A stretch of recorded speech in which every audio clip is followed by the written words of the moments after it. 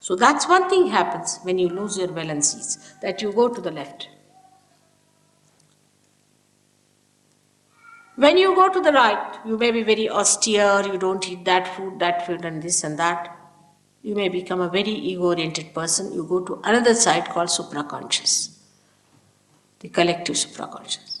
The left side is the collective subconscious, and the right side is the collective supraconscious. When I started my work, I decided not to talk about these dead spirits. I said, I'll manage without that. That's not possible. For 3 years, I never talked about it. I didn't talk about the deities, I didn't talk about anything. For 3 years, I managed it. But then among us, a lady came who was practicing all these things. And she possessed so many people. And thousands of people used to go to her. She would tell them which horse will come first, where is the money lost, all sorts of things. And thousands of people used to throng, Here we have so few people, but let some tantrika come in, you won't be able to control your traffic. This will be the condition with any one of these horrible people coming in. And this lady really made me talk of these things. And that's what it is, they exist. So going to the left or to the right, you go into a problem because you enter into an unknown area which is very dangerous. Very dangerous. For your information, cancer is caused by left side movement. I have not seen one patient of cancer who has had no such experiences. For example, these fake gurus, or this initiation by these horrible people, or reading the books of these left-sided things like, what's his name, is Rampa, Sampa, and all these so-called Buddhists. Any one of these things can cause cancer. And recently I saw a very good film on this by your television here, English television. They showed where some doctors had made an investigation, and they said that they have seen that the cancer is triggered by some proteins which they recognize. They call them as 52, protein 52, 58, that's the name they give. But they recognize that they are coming from the area which is built within us since our creation. So it is the collective subconscious. And they have pictured also that, photographed. So now, though, what I have said about 10 years back, they are saying now, but they are reaching that point. They have to just cross the limit. They have to just get the realization. And because the doctors cannot reach that area themselves, they cannot cure cancer. At the most, they may stop it, they may try to reduce the possibilities and all that, but complete cure they cannot give because they cannot extract people from that area altogether. They can always be drawn into it if that area is made like this. It's very interesting to see how these things are caused within us. This center is one of the most important center because it gives us our seeking, and our pure seeking should be for spirit, for nothing else. But those people who go wrong, all that you see in such people who have bent their forehead before wrong people, they develop a ridge on their head. And there are 11 centers here which just come out like a ridge. And these are the 11 centers called as Ekadasha Rudras, which are responsible for the destruction, the ultimate destruction, the Kalaki as called as, or what you call the Maitreya, or the coming Christ on the white horse. That ridge once set in, it starts developing more and more, and destruction is made.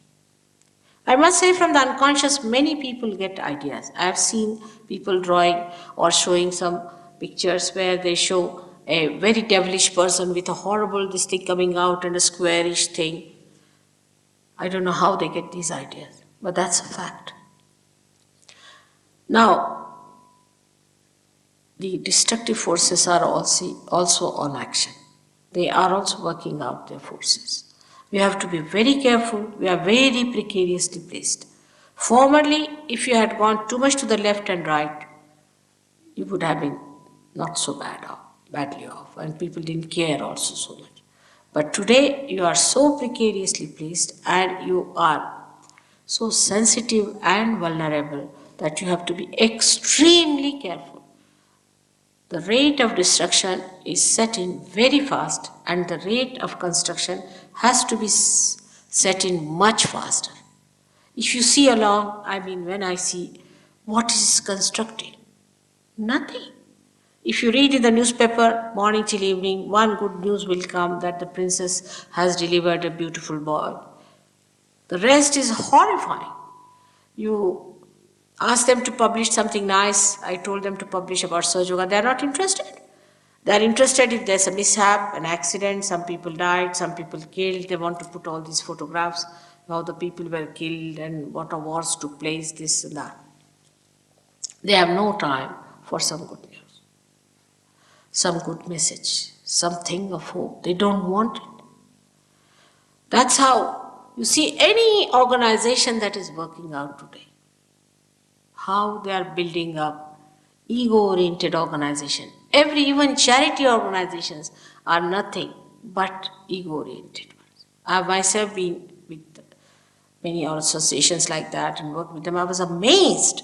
These people had no charity in them. Charity is something that should come as compassion, should just flow from you.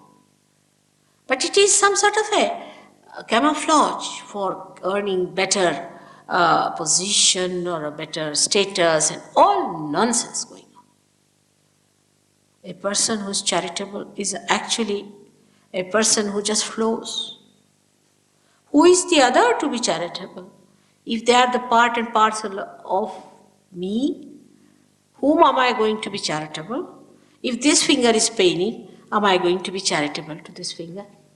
I must look after it jolly well because it's paining me. I have to do rubbing of it, whatever is necessary. I have to do it. And that's what people don't understand.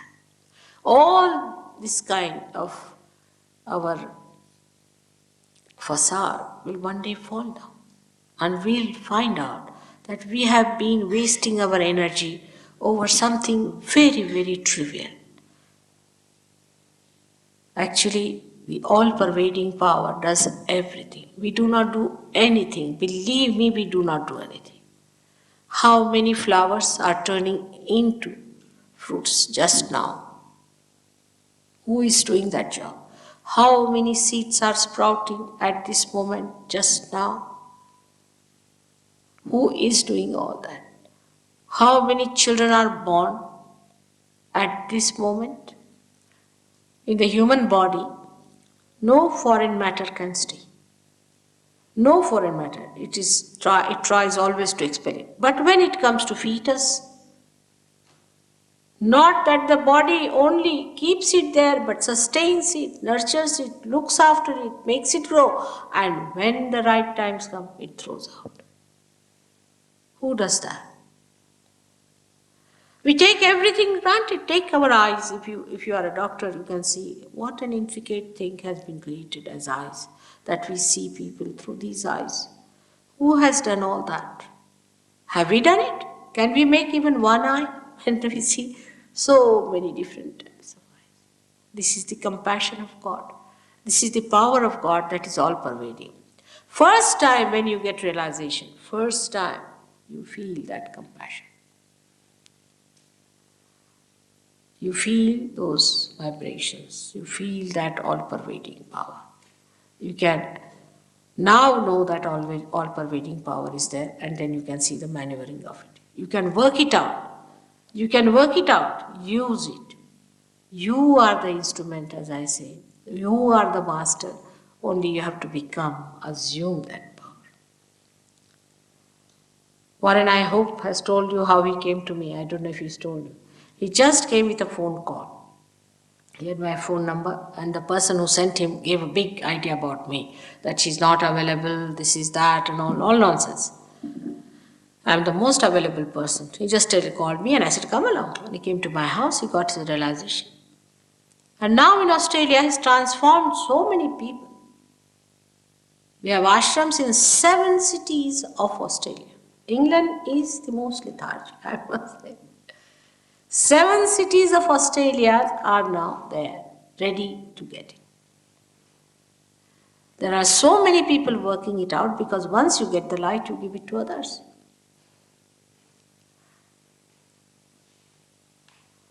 So now we move to another center. Above that is the center of the mother of the universe. The father resides in this center, previous center, the Nabhi chakra, and rises above and then settles down on to the right side. This is the fatherhood. Say, a gentleman yesterday told me that he had trouble with his asthma. I don't know if he's come back or not.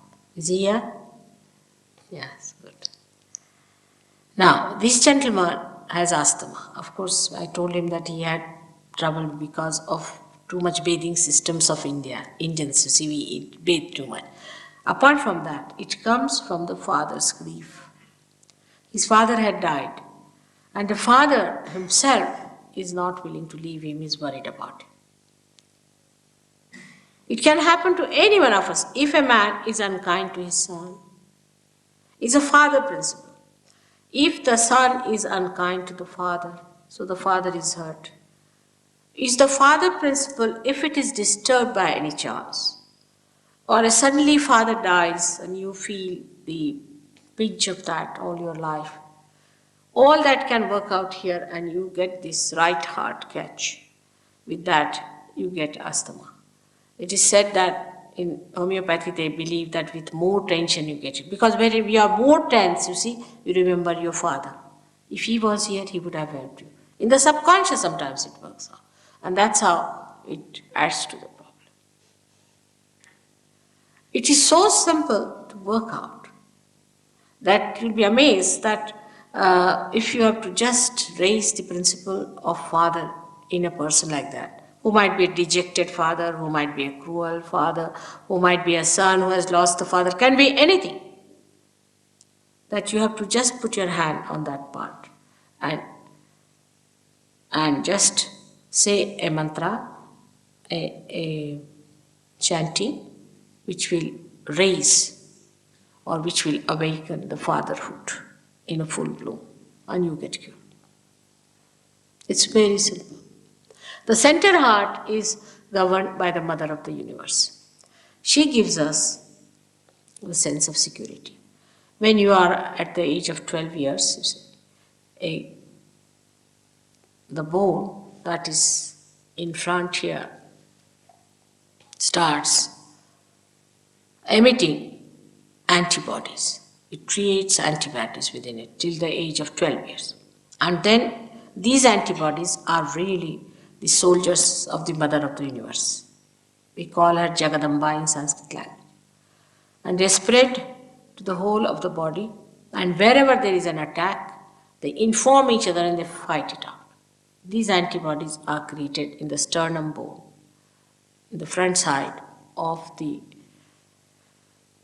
we can say, the ribs, where the ribs meet, thoracic region, that part, they stay there, are created till the age of 12 years. Now what happens in ladies especially, they are the mothers also. When their motherhood is challenged, they get a problem. Like a woman, say her husband is a flirt, he has a roving eyes or sort of a thing, and she's insecure. Then this motherhood is challenged. And when it is challenged, she gets a problem there. And she gets a disease of the breast cancer and all that is caused by the insecurity of a woman. If a woman is insecure, she may be with any reason insecure, she gets this breast cancer. There was a girl who was married.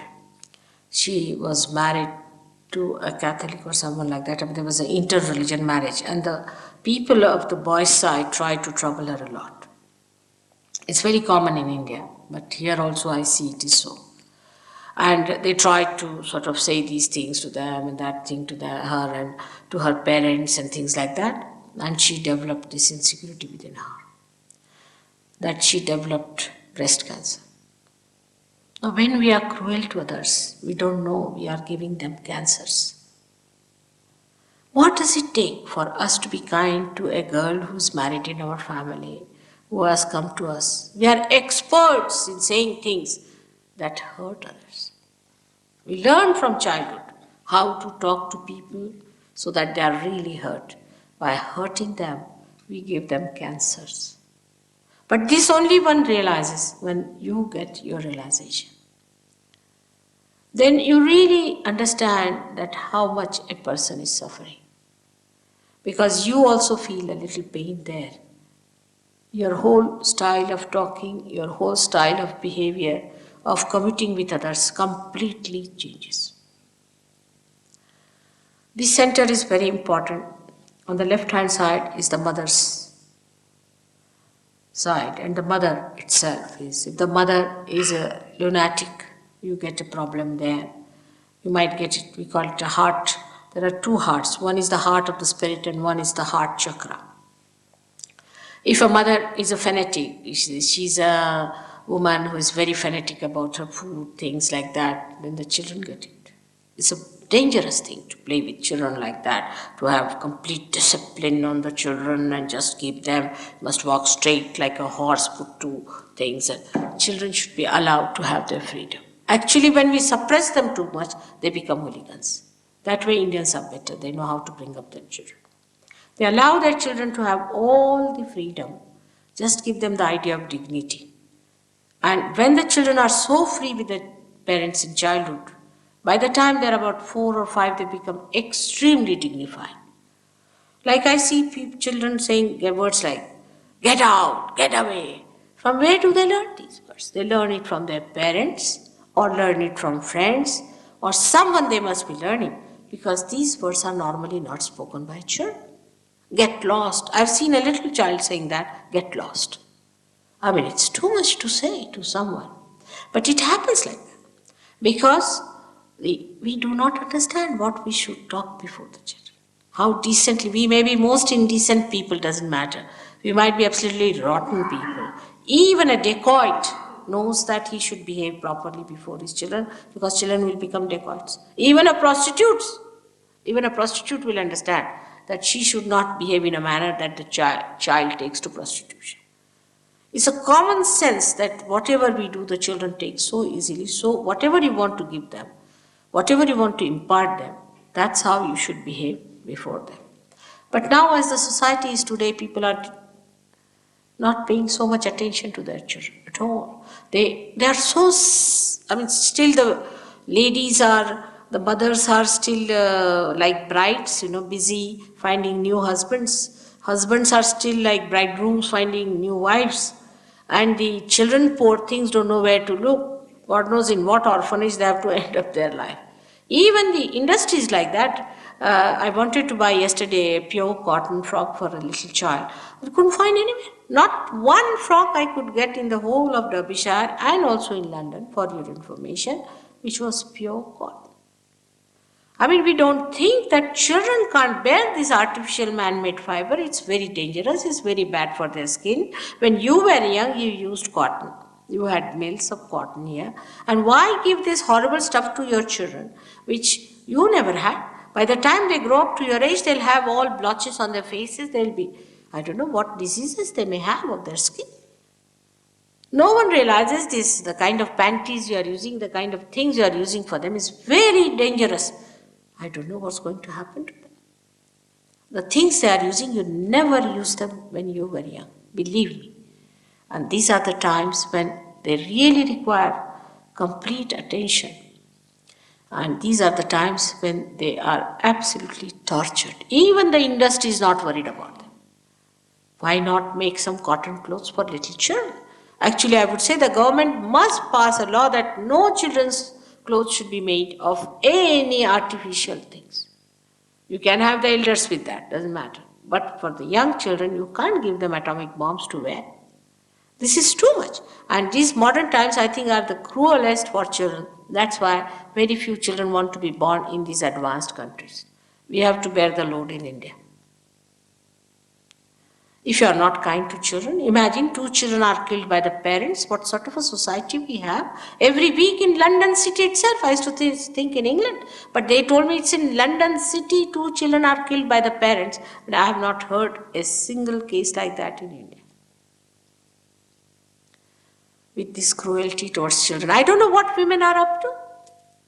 Where are they going to take their figures and their beauties and everything in front of God? Such cruelty exists, such self-centeredness. Then with all this, the children develop this trouble and they have palpitations. They have very weak hearts. They are in your trust. God has given you such beautiful children that you should thank Him for that. They are not some surplus quantities have come to you. It's a blessing to you that God has given you children. If one woman in India doesn't get a child, she'll go and weep and ask every god and every prophet and everyone that she should get a child. While in Germany, it is going towards minus 5% growth now. They pay to a woman who has 5 children as much as the Prime Minister, or even more than that, but she won't have. She says, I lose my figure. Where are you going to take these figures? I don't understand. What are these figures for? Who is interested in your figures? Why? Why should we make ourselves so cheap? We are mothers and we should be proud of our motherhood. Motherhood is the highest thing a woman can achieve. I mean, I have achieved it because I am a mother for thousands. And I think that's the greatest thing that can happen to a woman is to be a mother. And mother and a guru, you can imagine my plight, is much worse. That you have to tell your children something to be done and you love them so much that you don't want to say that. Then you have to play some little sweet tricks with them to bring them round. It's such an interesting and a beautiful life to be a mother. We should be proud mothers. But I would say the men too are to be blamed because they are not interested in mothers. They are interested in younger and younger girls. It's a sign of perversion, I tell you. It's a sign of a complete perversion. At the time of Muhammad Sahib, there were many women and very few men because so many were killed. So Muhammad Sahib did not know what to do. So he thought they were pragmatic, as I told you yesterday, that with the society one has to be pragmatic. So he said, all right, we have to have marriages because without marriage, any relationship of any kind is adharmic, is against the valencies. So he said, we must have marriage. All right, now we have many women, so let us have distribution of women according to the men we have. If you have more men, then we'll have the other way down. But we have to marry, means we have to take a collective sanction. A collective sanction has to be there to be blessed. So he said, all right, marry 5. But he himself, you see, was surprised at that time. People were so sensitive, they would not marry young girls. Old men would not marry young girls. They said, how can we marry these young girls, you see? So he said, no, all right, I'll marry 1. Because where will these young girls go? There are no young men left. So what to do? But these days, if you ask an old man of 80 years, he would be very willing to marry a girl of 18 years. Stupid old fool, I call him, because he doesn't understand. He doesn't understand that this girl is not going to respect him as a husband and he cannot enjoy the life of a husband. He is a grandfather, or call it a great-grandfather. He should behave like a great-grandfather. That's an ideal relationship he should have with a younger girl. All these ideals are confused today. Our relationships with others, every woman has to be attractive. Why? Every man has to be attractive. Why? For what? What are we going to achieve out of it? What is the utility? The attractiveness is all right as long as you are not repulsive. As long as you keep the ideal relationship with others. If the relationship becomes nothing but like a dog and bitches one, it's better not to have this kind of an idea. It's absolutely wrong to run after something which is not our way. Human beings have to live with dignity and with complete sense of idealism as far as their relationship with each other is concerned. If you just say, what's wrong? Then it's anarchy. Everything is wrong then, and everything is wrong. It's not one wrong, but everything is wrong. But if you want to have a flowering society, then you must keep to your ideals of your family life. That's a very important thing, but it happens to you as soon as you get realization. I don't have to give a lecture on that. You just do it. You just become very nice husband and a very nice wife.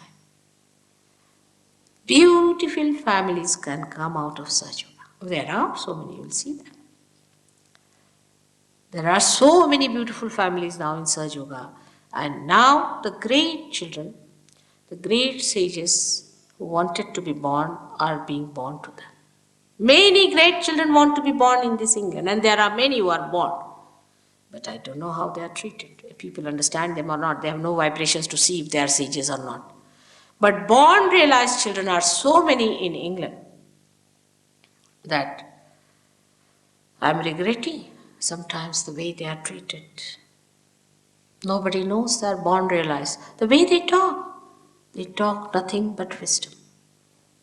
All these children are being insulted and humiliated by us who are so ignorant about them. I must say they are very brave. They are very courageous to take birth in the countries where they are not appreciated and looked after. Another extreme is in our country, I should say, where people will sell their whole country for the sake of their children. I mean, that's going too far. That's another nonsense we do.